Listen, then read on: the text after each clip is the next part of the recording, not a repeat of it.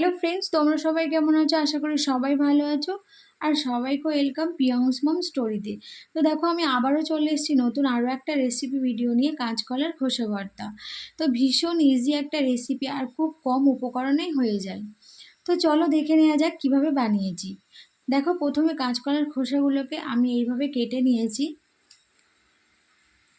আর তারপর ভালো করে ধুয়ে নিয়ে একটা প্রেসার কুকারে সিটি মেরে সেদ্ধ করে নিয়েছি।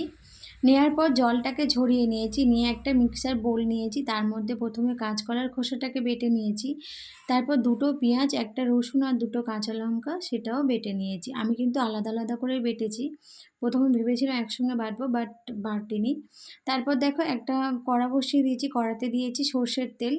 সর্ষের তেলটা গরম হয়ে যাওয়ার পর একটা শুকনো লঙ্কা কুচিয়ে আর কালো জিরে ফোড়ন দিয়েছি। ফোড়নটা থেকে যখন সুন্দর একটা স্মেল বার হওয়া শুরু করেছে, সেই মুহূর্তে আমি পেঁয়াজ বাটাটাও দিয়ে দিয়েছি। দিয়ে ভালো করে কিন্তু একটু নাড়াচাড়া করে লাল লাল করে ভেজে নেব।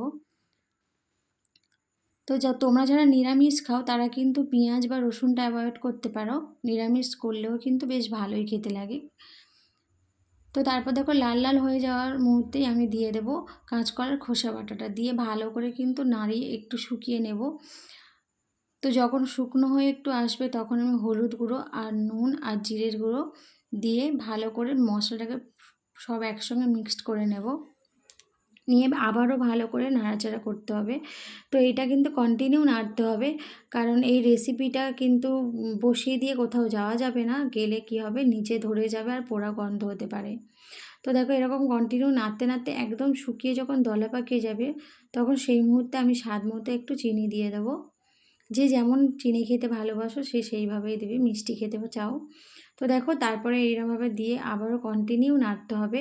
কড়া থেকে যখন এরকমভাবে ছেড়ে ছেড়ে চলে আসবে, তখন বুঝতে হবে যে আমাদের কলার খোসা ভর্তাটা হয়ে গেছে। তো দেখো, আমার কিন্তু কলার খোসা ভর্তা একদম রেডি।